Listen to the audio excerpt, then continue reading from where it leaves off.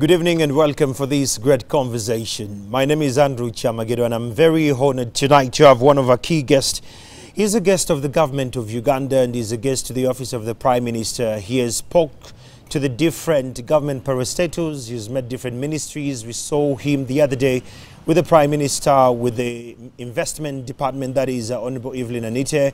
And not only that, he went down to the University of Makerere University and spoke to a couple of scholars, academics, and those who believe in globalization and especially the sustainable development of our country. And later today, he met the president of the great land. I'm talking about Professor Jeffrey David Sachs, who happens to be one of the key highlights, the key people who moved the globe from the Millennium Development Goals to the Sustainable Development Goals. Doctor, good to see you. Great to be with you. Thank you, Andrew. And it's such an honor. First of all, I want to understand, why Uganda?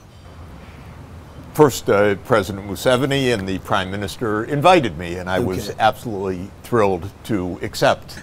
Between 2005 and now, what have you found changing, and it is in one way or the other intrigued you to love this country even more? Well, there's a lot of progress. This is clear, and I think there's a lot of progress in a lot of parts of this region. And my point in the meetings in the last few days and at the African Union last week in Addis is that Africa can achieve much faster economic growth by making some key investments now, of course in education, in basic areas of infrastructure, universal access to digital services, to electrification, and I want to help to raise the financing so that that can be done. I love it when you speak about the financing. You advise that for Uganda to wiggle out of the debt challenges, you highlighted what you call the 40-year loan money. Now, you say that we can borrow, we now borrow between 20 years and 8 to 20 years.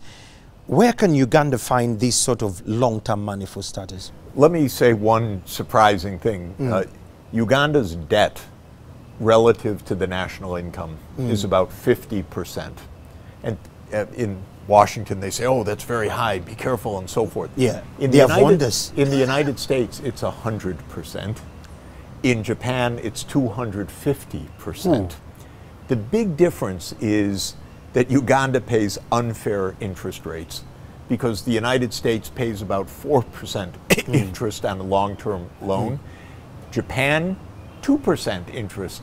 But Uganda, oh, if it went to the market for a 30-year bond, you'd be told 15%, 12%, outrageous interest rates. Yeah. So my proposition, and it's the proposition of the UN Secretary General, Antonio Guterres, whom I advise, it is increasingly the idea of the G21, which now includes the African Union, that we need a basic financial reform so that countries like Uganda get the same terms as Japan, these other countries, and not to be told don't take debt, but rather take debt long-term, use it well, and by the time you have to pay it off, there's a much richer country. That's the basic idea.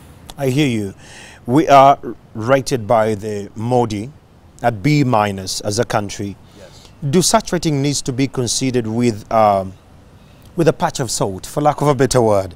And if that's so, can they be ignored as a fact? Well, first of all, with Moodys, they have a formula. One of the terms of their formula is if you're a poor country, you get rated down. This is ridiculous. That's unfair. It's unfair and it's completely wrong because a poorer country has the chance for rapid growth. A rich country doesn't have that much space. Uganda could grow 7 to 10% per year for the next 4 decades. The United States could never do that. So I said to the people at Moodys, what are you doing? The formula's wrong. My criteria for getting rich are for all the children to be in school, to get a good education, and then to have the chance to open their businesses or be skilled workers or be teachers or doctors or other professions, because that is what is going to make Uganda rich, is a highly skilled population with great education. To avoid a debt crisis, the basic point is don't ask us to repay until we have that space for economic growth. That's number one. So I don't want to repay anything for the first 20 years, at least on that 40-year loan grace period. But second, you have interest, yes, but not paying back the principal. This is a long-term loan. Second, use the money well. That's only the national responsibility. It has to really be spent on quality education. It has to really be spent on infrastructure. It can't be frittered away. So that's the deal. Professor Sachs, thanks so much for giving us this time, and thanks for visiting Uganda.